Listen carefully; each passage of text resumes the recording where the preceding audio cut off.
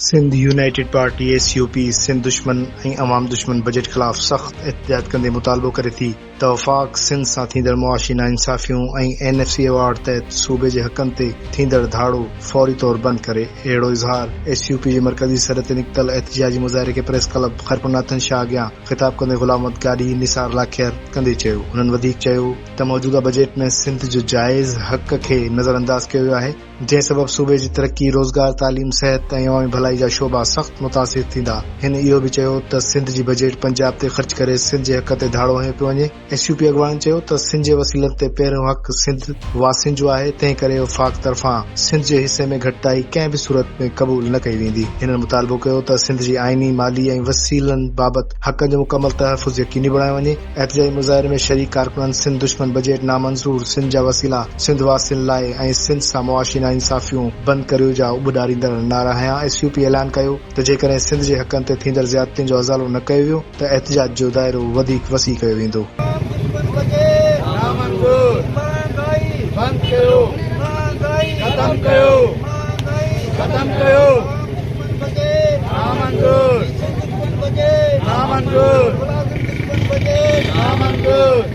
एहतिजाज जेका आवाम दुश्मन बजट आहे उन जे लाइ अफ़सोस सां इहो चवणो थो पए त सिंध जे अंदरि माण्हू फाका कशी ऐं ख़ुदकशियुनि ते मजबूर आहिनि बुख ऐं बदाली जे करे।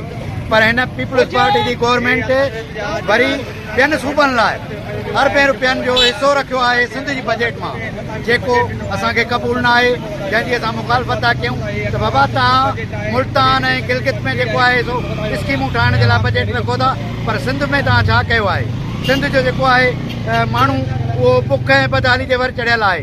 सिंध जे अंदरि महांगाई उरूज ते आहे, पेट्रोल महांगो आहे, जंग हिकिड़े मुल्क में थी हले, महांगाई ॿिए मुल्क में आहे।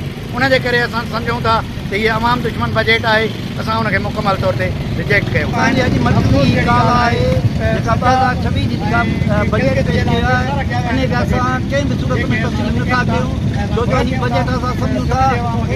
अवाम दुश्मन बजट आहे, मुलाज़िम दुश्मन बजट आहे, सिंध दुश्मन बजट आहे, जंहिंमें डेमनि जे लाइ हिननि पैसा रखिया आहिनि, जंहिंमें दिफ़ाई ख़र्च जे लाइ पैसा रखनि था, पर ग़रीब मिसकिन माण्हुनि जे लाइ पैसा कोन था कनि।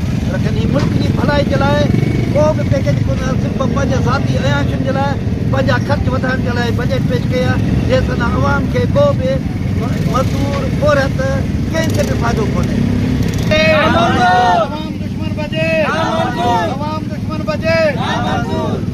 जारी आहे, जारी रहंदी।